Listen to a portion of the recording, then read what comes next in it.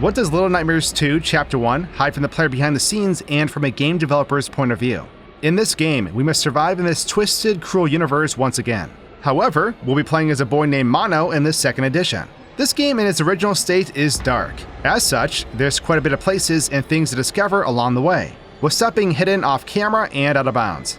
We're going to be taking a closer look at it all, and also be getting Mono into some predicaments that we normally never see him in, as I break the game in ways that were not intended. So I hope you enjoyed this breakdown of Little Nightmares 2 Chapter 1, The Wilderness. And for those who are fans of me breaking games, I also just made my own horror game. Chapter 1 of Zardy's Cave just dropped, where you'll run, jump, climb, and crawl your way through a spooky underground world. I really hope you guys enjoy it, and you can find it in the description below. I like to do quick recaps throughout the game to help everyone remember the playthrough as much as possible. Starting off in Chapter 1, we'll find that our point of view is slowly coming into focus as we creepily travel through this narrow hall, which leads to a door.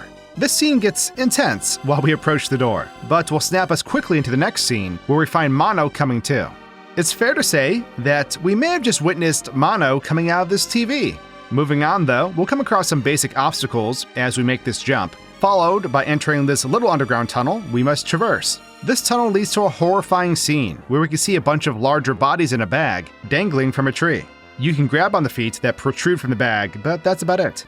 I'd say it's definitely a sign that danger lies ahead, but that's not going to stop us as we leap forward into this nightmare anyways. There's a trap here that we'll need to avoid as we simply leap over the tripwire to do so. This follows with some exercise, as we'll need to move this box into position so that we can make our way up and progress. Right after this, we have a run for your life moment, as this giant log begins to roll down the hill after us. However, staying mobile throughout this interaction allows us to narrowly escape this killer log. A couple of obstacle puzzles follow this that are fairly self-explanatory. It's here though that if we're not paying attention, the player may not realize that we don't need to make this jump, as we can just jump down the side here, making our way down. Normally, we just climb up the fallen bridge to progress, but if we continue forward, we can find a path that we can follow down, which leads us to the first glitching remains location. To my understanding, these are the ghosts of lost children, and when interacting with them, it almost looks like we're absorbing them. We're going to be collecting these throughout the game as well, but let's go back to the start now and take a closer look at things and see what we can break down. Back at the start, we have this hallway cutscene we can break away from to reveal a very gloomy outer bounds, as you can see. Changing our view will help us see this long, unloaded wilderness that awaits us in the distance, but I did end up discovering that Mono is not too far from this hallway that the next sequence begins in. Well, initially at least. We can find him in this little isolated area right next to the hallway. He'd just be chillin'. On freezing time, we can see how the hallway scene plays out from this perspective, with this dark fog slowly pushing through the hall. We can see the moment where Mono is sent to, well, where we normally see him in the game for the first time. The first thing I want to try here though, is to see if we could get Mono into this background we normally can't access. An invisible barrier will prevent the player from doing this initially. However, I soon discovered that regardless of this barrier, this still wasn't possible, resulting with death every time. I even at one point accidentally teleported myself in front of the level. At least we know now? This followed with me trying to get Mono into this hallway area from the beginning though. As you can see, I'm able to get him up and in here, but going back to our normal viewpoint shows that it's going to be impossible to navigate, as it can't reach where we're standing. Unglorious! Maybe next time, partner. Seeing the way the world is loaded around us makes it feel small from this perspective, though understandably so. I can only imagine how bogged down the game would be while trying to load in this entire wilderness. Speaking of, we can see as the player progresses through these woods that the level will load in as it follows the player. Checking out this world from this perspective is really neat, and makes me want to play this in first person, but I digress. Moving on, taking a closer look at this bag of bodies was horrifying, but I couldn't do much else with it. I tried getting Mono on top of it, but it just wasn't letting me. Looking within the bag reveals no bodies that may have belonged to the arms and legs either. Out of frustration, I ended up deleting the bag, resulting with flies just flying about in this now big open area.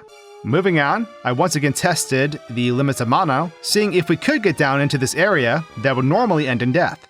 Turns out we're able to get down here, which was pretty neat, as I ran all about down here. Of course, until I ventured a little too far off, which resulted with my death, as I fell through the map. This tripwire and cage that follows will kill the player if they trip it. However, during my first interaction with it, I decided to instant transmission my way out from under the cage right before it fell. This does allow us to climb on top of the cage, but that's about it. I've got to say though, when it does trap you, it's an intense death, especially when watching it in slow motion. The explosive impact as the cage hits the ground takes our poor friend Mono on a hectic journey, as he hilariously ragdolls about within the cage. If it weren't for all the guts in here, and the obvious fact that he died from this, I'd say it sorta looks fun. But once this death sequence completes, we can see how the game resets everything. Following is the log sequence where we have to run for our life. We can watch this trap on loop if we have Mono sit idle, as you can see. I had the idea of just deleting the log, so I didn't have to worry about it anymore, so I did. This resulted with a confusing, panic-inducing scene, as it felt like this didn't fully work. Yep, that definitely didn't work. The log object is gone, but the trigger for killing the player is still intact. Whoops.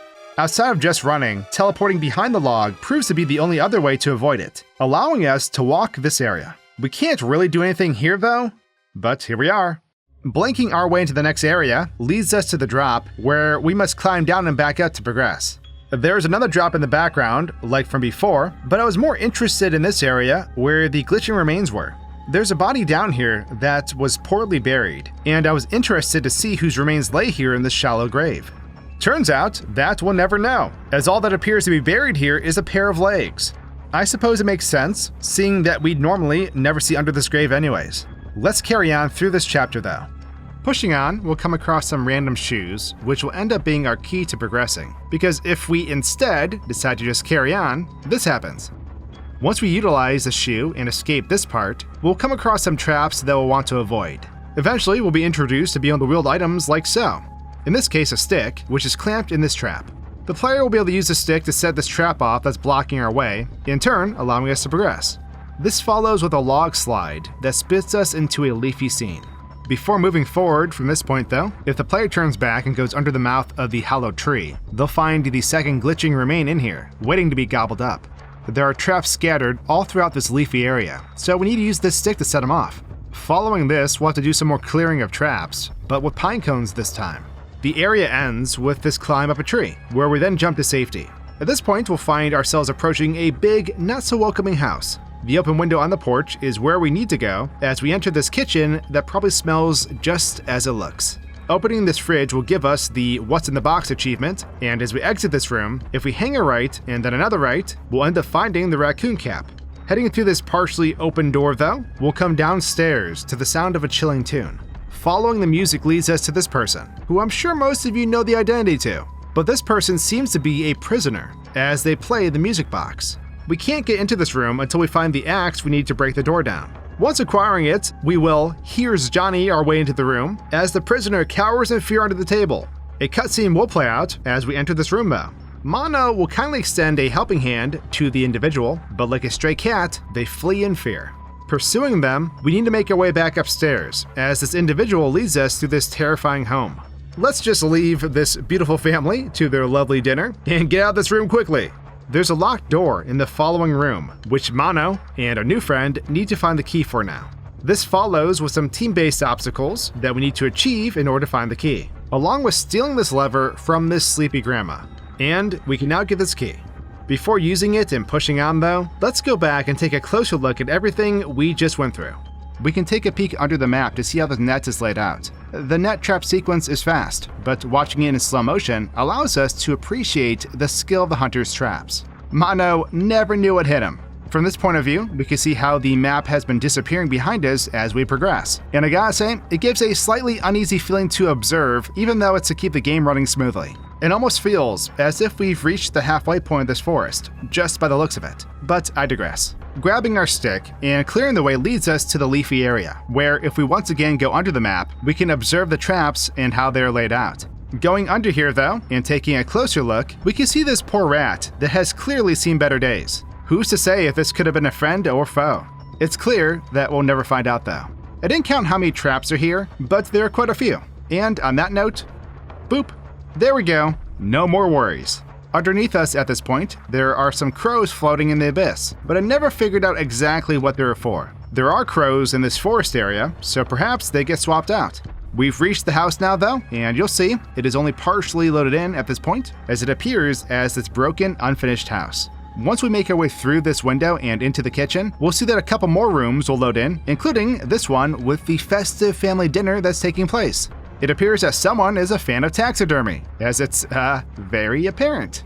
It's fair to say it's both a vile and sad situation for someone to go to these lengths to not be alone. Anyway, clearly a serial killer lives here though, which is why we need to get the heck out of here ASAP. Leaving the kitchen, we'll see there's no turning back at this point. As the door shuts, the room itself practically all unloads, leaving behind this broken floor. As soon as we make our way down the basement stairs, you'll see that the entirety of the basement will load in. Zooming out here, we can see a duplicate of the music box floating in front of the map. Once you hit the door of the axe, this non-animated music box is swapped out with the one that was in the room previously. Taking a closer look at this prisoner, we can see that they aren't fully engaged with the music box, which was curious to see. This is where we need to free our new friend though, but instead, I decide to break this sequence. Getting in here without breaking through the door results with no reaction from our friend. We can hold hands with them, and honestly, I was just going to progress this way. I came to realize that there's a trigger for the small cutscene that takes place here, which was right to the entrance of the door. The scene will carry out as normal, minus the fact that our friend is no longer moving. We'll wave to absolutely nothing for it to come out from under the table and eventually get knocked down. Trying to progress after breaking this sequence is, well, not possible. Our friend can't go up these stairs, as you can see, and in result, this door upstairs that's normally open at this point remains closed. This is all because we didn't allow our new friend to scurry off, as they normally run away from us, head upstairs, and make their way into the now open dining room. Zooming out to this point, we can see the entirety of the house is now loaded in though. There's not much else to this house at this point, aside from the grandma that wasn't invited to dinner. She's clearly starving. There's a key we need to get as well, which also has a duplicate of itself floating out just in front of the map. We could avoid all of this and just delete the door with the padlock. However, our friend will not get the memo and will continue to stand by as they wave us over to go up into the attic. Moving on normally, we'll make our way outside. If we hold off from progressing and investigate this outhouse, we'll see that our friend will help us out with opening it. This will result with finding our third glitching remains. Carrying on, we'll be tasked with another teamwork-based obstacle, as we move this large crate into a more favorable position so that we can get through this opening. This leads us into a very panic-inducing scene. We need to sneak by this guy, known as the Hunter. He appears to be tearing away at something, which makes it fair to speculate that he's skinning a creature, given the animal skin hanging all about. Getting out of this room alerts our terrifying friend and initiates a horrific chase sequence that we must survive. All the while, of course, being fired upon with a double-barreled shotgun. We have to use the crates we come across as cover, so we can avoid being blasted by this creep. Reaching this small cave and seeking shelter inside allows us to take a breather, as our hunter friend appears to have lost us. He'll casually walk away as he searches for us in the background. Pushing forward, we obviously want to avoid getting spotted, and this tall grass helps us to do just that. However, we eventually run out of tall grass and have to time our dash just right to make a run for it and dive into this hole. This follows with a little underground stroll, but does eventually lead us back to the surface once again. We'll then come across a team effort obstacle as we extend this bridge a little further, allowing our friend to jump across. In turn, allowing Mono to make this leap as our friend catches us on the other side. It's here where if we climb up these cages that are stacked up in the background, we can then jump over to this hanging cage. Getting on it and jumping a bunch will bring it crashing down, which leads to the discovery of another piece of headgear, the rain hat. Yay! Okay, I'm switching back. Following this is when the hunter comes back into the picture, so we need to avoid getting shot. This leads to us climbing up and into what I believe is a barn? The hunter is hot on our tail though. We'll run through this barn, dodging buckshot, but eventually we'll reach a window to jump out of, resulting with us sliding off the roof and into the water. In a similar fashion as before, we'll hide from the hunter once again. We then sneak around, as we need to avoid getting spotted by the hunter's light, which involves ducking into water and even using our surroundings to create concealment. However, once we clear this area, we'll end up startling some crows, which will initiate the final chase we have with this guy. It eventually leads Mono and his friend into this shed. Our friend will wisely close the door and lock it, as this panic-inducing time sequence occurs. The hunter is breaking in, and we need to pull the shotgun off the wall as quickly as possible. This will result with our friend lifting the gun up in efforts to aim it. Once we help them aim the gun is when the boom occurs, as we destroy the hunter. We can relax now. Let's rewind time though. So coming back to when we get outside with our friend for the first time, as we enter the next structure, we can see the hunter loaded in, tearing away at, well, let's take a closer look. As you can see, the hunter is ripping away at what looks like a large rat. We can even speculate that this may be a whole family he's collected, but he'll just continue to rip the same skin slab over and over. However, it was this overgrown rat's tongue that was freaking me out more than anything. Just look at that thing go! Can't imagine this is an easy job when your point of view is a little hole. This does not stop him from bashing our face in if we decide to get up on his work table. It was pretty funny to consistently do this over and over. It's here where I realized that the ragdoll physics were being affected when I changed the speed of the game. This was occurring back at the cage from before as well. Normally, you'll see how Mono will just fall flat and be out for the count. If we slow it down though, it will result with this overly dramatic knockout, as Mono goes flying. He'll continue to flail through the air for quite a while, granted the game's speed is significantly slower. It's pretty hilarious to see. Let's give Mono a rest with the torture here though and push on. Escaping to the outside will alert the hunter, and as you can see, he'll disappear and reappear as he blinks into the door. This is where we run, but let's take a look under that mask first. It makes sense, but there's no face under this bag of his, as he's just hollow inside. Of course, if we stand our ground at this part, we're in for a horrific death. He'll blast us with his double-barrel shotgun. So sticking around isn't the best idea. If we're not behind cover, this sharpshooter won't miss. You'll see just what I mean as we progress. He'll only ever shoot us, and never our friend. A perfect example of this is when I was trying to see what he does as we enter this hole. So I gave myself a head start as I seek shelter underground. Regardless of his position, he'll appear at the mouth of this hole. You'll see our friend was running behind, but like I was saying, the hunter is solely focused on Mono. It appears the hunter will take a shot at us in the hole normally, but we can see at the present time this is happening, he doesn't have his gun. A blast occurs as he stomps, and then he slides off into this hillside. I noticed as he was clipping into this terrain that the textures between him and the hillside were beginning to bleed into each other, resulting in this visual. He eventually disappears within this hill though. After the small tunnel crawl is when Mono and his friend need to help each other cross this gap. I tried being the one to catch our friend's hand this time, but they weren't having it, as they just stood there. Moving on, we can see the hunter back here within the terrain preparing to come into play. His legs are crushed up in his body at this part, and when unfreezing the game, we can see this odd display of walking, as his legs quickly adjust and become normal looking. This is because his leg joints are set up with inverse kinematics, which connects his hips to his feet with a chain, essentially. And his feet are trying to adhere to the closest solid surface, but the knees just respond to the feet's position due to the rigging. And you get this funny display. During one of my sessions here, I somehow erased the hunter. I had no idea where he went, and this resulted with the part where we had to climb up the side of this barn being a very chill moment. However, as soon as we climb into the building, he'll appear right outside of it. I managed to get outside here with him during this, and decided to make bad choices, as I began to taunt him. This of course led to my demise, as I ended up getting too close. Ouch. Being down below within the barn doesn't trigger him to chase like when we're up above though, and the camera doesn't fully follow us if we try to progress, as you can see. Once we jump out of the opposite side of this barn, we can see the hunter has vanished. He will end up appearing behind the door as it pushes out on its own, eventually bursting through it. Getting up where the hunter walks is possible, but it's pretty limited with what we can do here without dying. There's no safe way getting by him up here, hence why the water is our best friend in this scene. When evading him successfully, he'll walk out of sight behind us and eventually will stand in place, like so, until we progress further. However, we've reached our final encounter with the hunter, as we make our way into this shed. Teleporting over here sorta bypasses him, but our view is obstructed. I believe this is because I didn't go through the doorway, which initiates the next scene. I verified this after deleting some of the shed so I can see, as I went toward the doorway, triggering the next sequence. The hunter once again will vanish and reappear behind the door. The thing about this scene is that you can get out of the shed and even get right up on him, as he ignores you. Death is inevitable though. Regardless of where we try to go during this break-in, as soon as he breaks the door down, it kills us. Deleting the door allows us to watch him more clearly, and if you look at his head during this, it doesn't look quite normal, almost appearing to be made of rubber even. Oh, and when we die here, our friend, goes on quite the adventure. Our partner in crime's body starts going crazy, and it's hilarious to watch. Eventually, they'll find themselves descending down into the abyss, where they'll forever fall until the game resets. But once we grab the shotgun, and the two of us wield it, we can watch as we blast the hunter out of existence. Quite literally. Shooting the hunter ends up deleting him. We can rest easy now, as the threat has been neutralized. Let's push on though.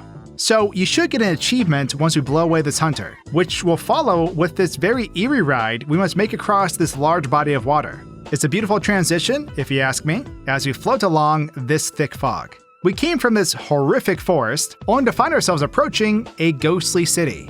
I always thoroughly enjoyed this entire scene, with its creepy-looking shoreline. Once on land, though, there's a doorway that must be taken to proceed. Over by this TV, though, is another one of these glitching remains, which should give you an achievement if you've been collecting them up to this point. Heading through the doorway will also give you another achievement, which is for completing the chapter, as the game loads into the next instance. Before we take this door to the water, we can see the body of water isn't fully loaded, as we're nearing the end of this forest background. It curves off right before coming to an end. Let's jump on this door though. As we take off, we can see the world unload behind us, all while we head further into the water. Within this giant gray-looking background, we'll see the city buildings load in, as there's no heavy fog to prevent us from seeing this take place. It's quite the view, if I must say so myself. You can see how the buildings will move a little, which we normally do see, but we can also see how they stack behind one another from this perspective. On this shoreline, we only traverse so far down here before hitting an invisible wall. However, we can bypass this and continue our trip down the shoreline. Luckily, I followed my gut feeling though, as I stopped to bring the camera in on mono. If I would have continued for another few seconds, I would have fell to my death. It was interesting that we can take mono underwater here, which makes for a curious scene. But this is probably because we're out of bounds. Because going in the water within the normal bounds results with, well, death. But with that, we've reached the end of the first chapter of Little Nightmares 2. I do hope you enjoyed this, and I'll be tackling chapter 2 soon. Just a reminder, my game Zardy's Cave just released, so definitely give it a gander. With that though, I'll catch you all in the next video. Cheers!